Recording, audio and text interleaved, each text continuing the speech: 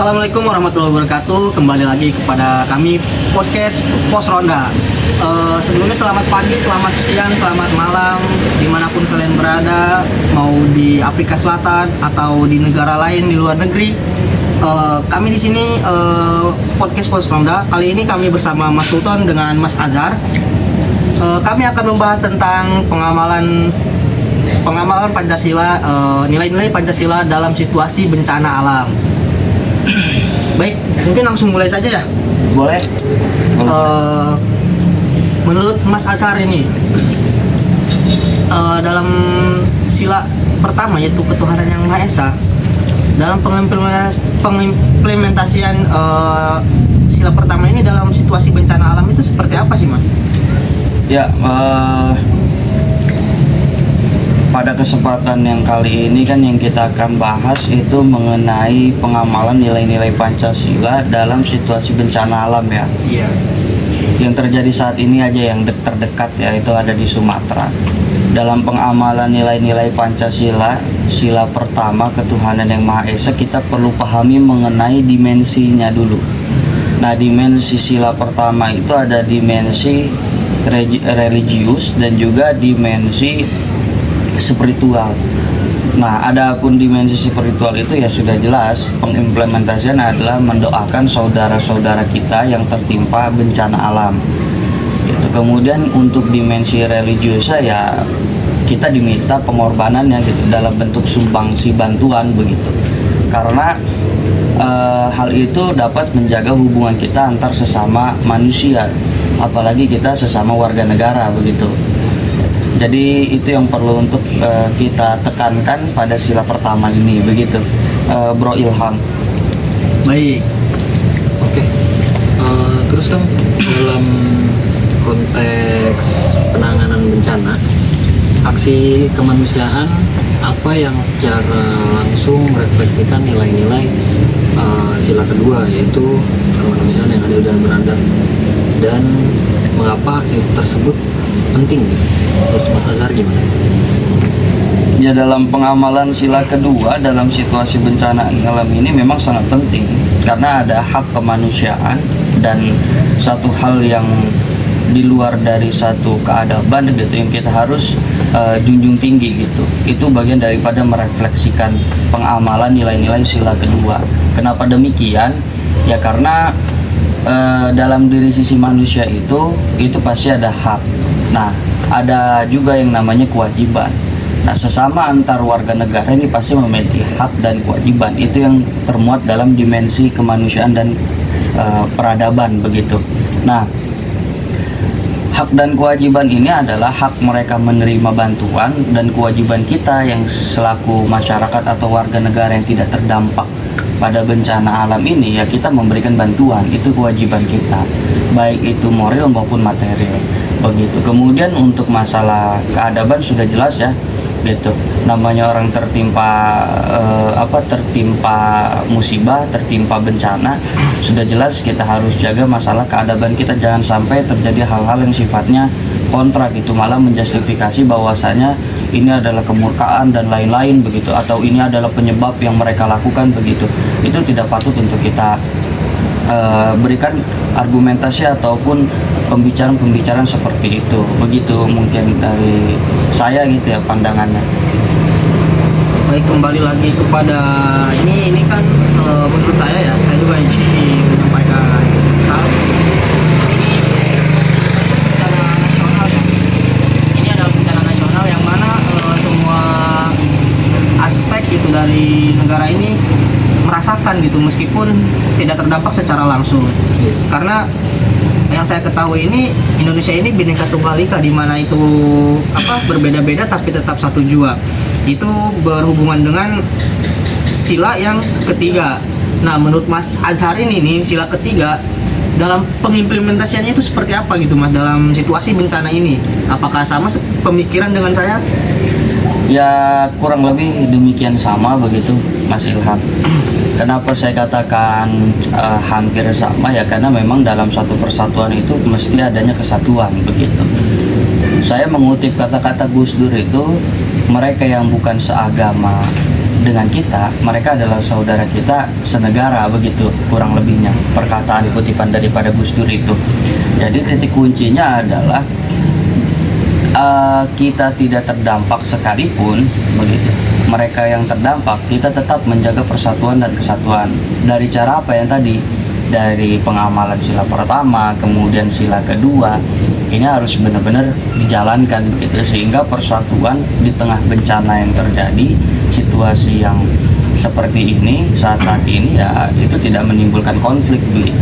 Apalagi seringkali bencana-bencana ini dalam konteks persatuan itu menghadirkan konflik-konflik antara kesukuan, keagamaan dan lain-lain. Nah, itu kita harus hindari begitu, untuk tetap kita menjaga persatuan dan kesatuan sebagaimana amanat daripada sila ketiga begitu. Menurut saya jadinya begitu. Mungkin ada hal-hal lain ya yang mungkin kurang ya kita dapat diskusikan bersama-sama di podcast Pos Ronda ini begitu. Oke,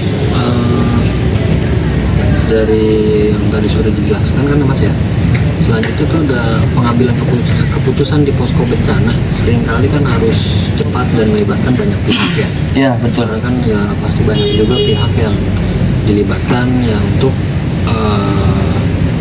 dalam artian untuk menjalankan ya penyelamatan itu lah ya, dan pemberian bantuan. Nah, pada sila keempat, kerakyatan yang dipimpin oleh hikmat kebijaksanaan dalam permusyawaratan dan perwakilan, dalam kondisi bencana seperti ini tuh menurut Mas Azhar penerapannya seperti apa Mas? Dan manajemen posko bencananya akan seperti apa? Oke, dalam pengamalan sila keempat ini untuk saat ini kan belum ditetapkan sebagai bencana alam ya bagi saudara kita yang terdampak banjir bandang di wilayah Sumatera sana begitu. Belum ada statement daripada pemerintah bahwasanya adalah bencana nasional. Tapi hal demikian apapun yang terjadi pasti kan ada syarat ataupun ketentuan satu bencana itu bisa diidentifikasikan bencana nasional begitu. Tapi terlepas dari hal itu, kita langsung berbicara kepada inti bahwasanya ketika ada bencana, pemerintah harus bijak dalam menanganinya begitu. Nah, contohnya seperti apa? Dalam pemberian bantuan itu alokasinya harus sesuai daripada kebutuhan begitu, kebutuhan dari masing-masing daerah ataupun wilayah yang terdampak bencana alam tersebut begitu. Jangan sampai menjadi tumpang tindih karena kepentingan politik ataupun kepentingan yang lain-lain begitu, itu menjadi berat sebelah ataupun timpang sebelah daerah wilayah A dan B, C dan D itu berbeda-beda. Nah, jelas ini harus ada parameter yang jelas dalam mengukur dan mengalokasikan bantuan begitu. Nah, adapun sisi kemufakatannya ya tadi dalam hal perencanaan semua itu harus diplanningkan begitu. Baik dari sisi perbaikan, kemudian pasca terdampak itu pasti ada trauma karena banyak keluarga yang kehilangan saudara-saudaranya. Itu mesti diplanningkan bagaimana dapat pulih kembali dalam situasi bencana alam yang telah usai begitu. Itu pandangan saya terkait pengamalan nilai Pancasila ke-4 ini gitu. Oke, baik. Jadi menurut Mas Azhar ini sebenarnya dari sila keempat sama kelima ini ada hubungannya gitu. Jadi harus setara lah, intinya harus tepat pada sasarannya gitu. Nah, di sila kelima ini kan ada keadilan sosial bagi seluruh rakyat Indonesia. Dalam proses penerapannya itu di kala bencana seperti di Aceh dan di Sumatera itu seperti apa sih Mas? Iya, kalau kita berbicara adil memang sudah barang tentu sulit untuk kita ukur ya, karena pasti berbeda-beda pandangan.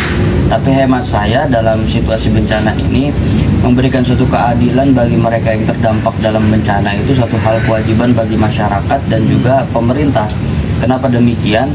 Karena memang ya ada hak mereka yang harus kita tunaikan. Itu bagian daripada nilai keadilan yang kita berikan kepada mereka begitu.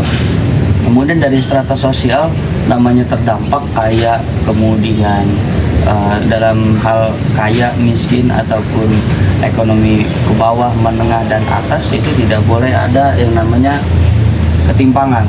Kenapa demikian ya? Karena memang dalam situasi bencana semua merasakan yang sama begitu, ya kan?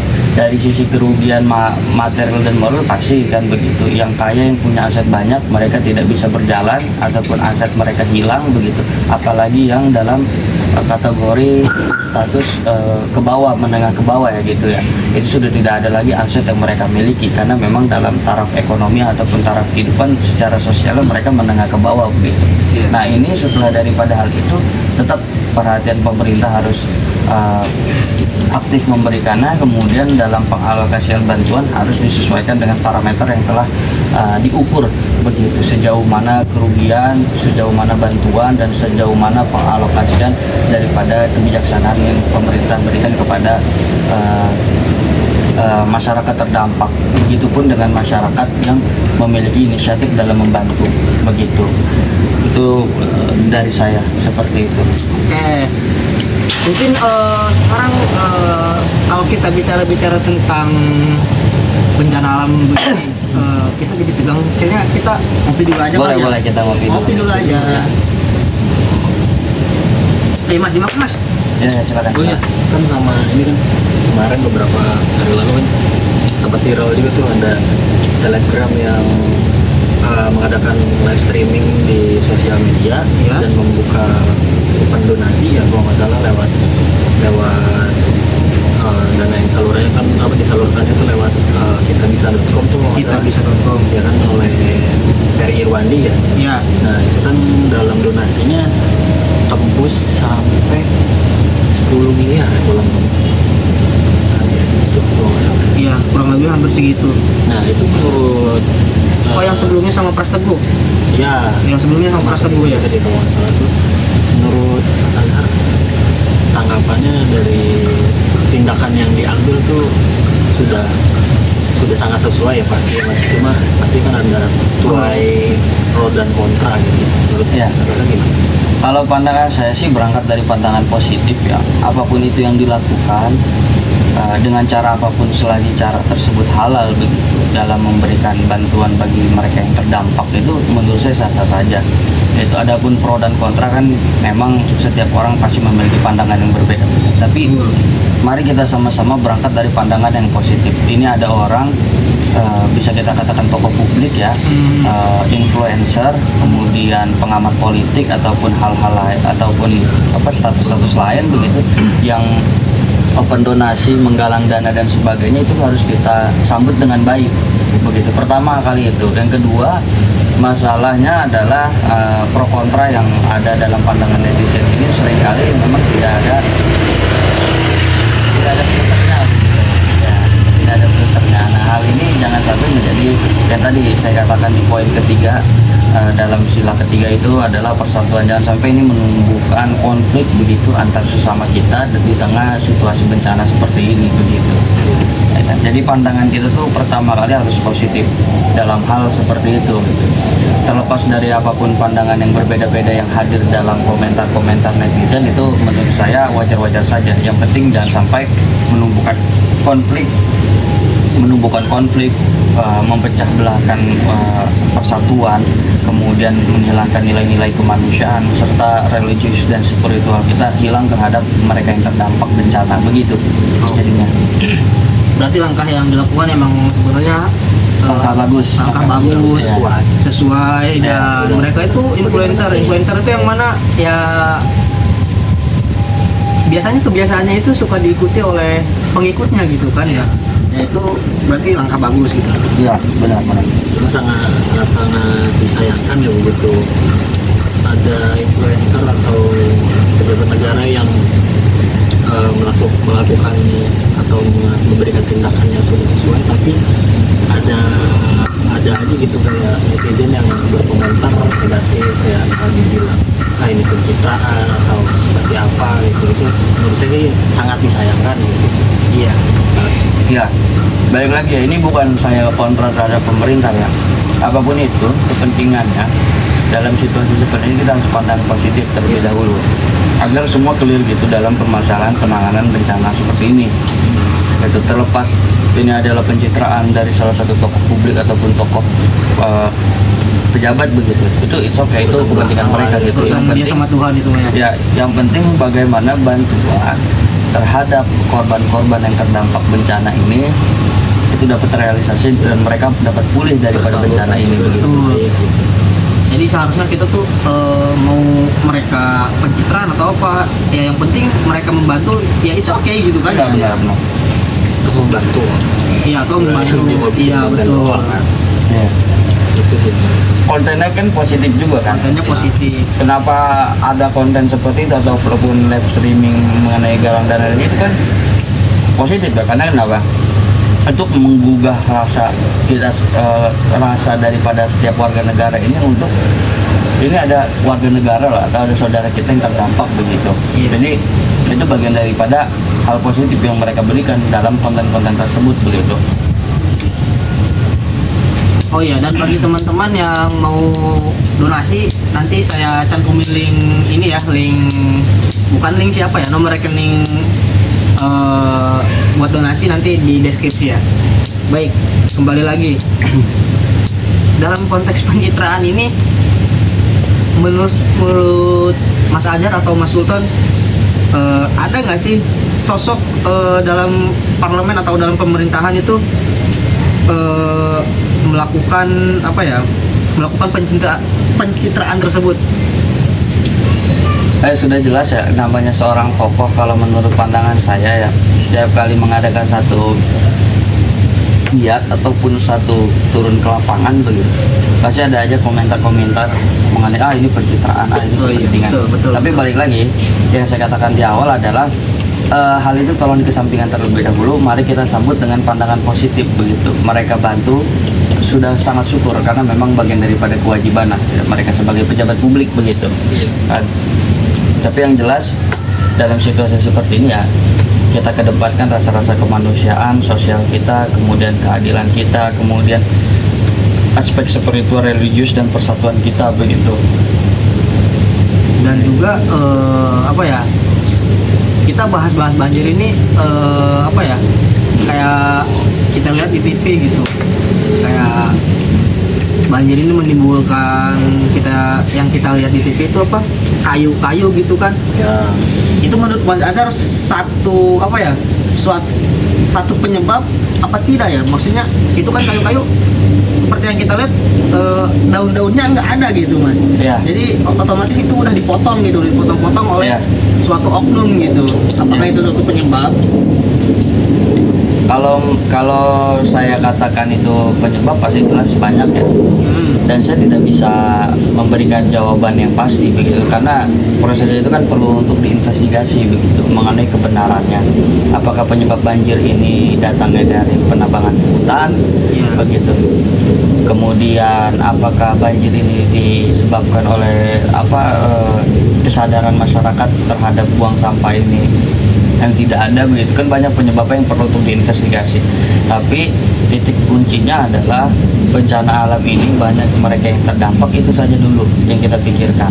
Setelah itu baru adanya penginvestigasian mengenai kenapa ini terjadi bencana, apakah disebabkan oleh hutan yang digundulkan, penebangan liar, ataupun masyarakat yang kurang kesadaran dalam membuang sampah, ataupun memang dalam sistem irigasi, kemudian dalam sisi pembuatan saluran-saluran air dan lain-lain begitu, itu memang tidak ada begitu, jadi menyebabkan air itu meluap. Nah, itu perlu untuk investigasi. Jadi jawaban pastinya ya saya tidak bisa memberikan, tapi perlu untuk kita investigasi gitu. Ntar ada wilayah untuk menginvestigasi hal itu untuk jadikan bahan evaluasi agar bencana ini tidak terjadi lagi di kemudian hari begitu. Ya baik teman-teman, karena situasi kali ini semakin sore ya, dan iya udah mendung ini, udah hujan.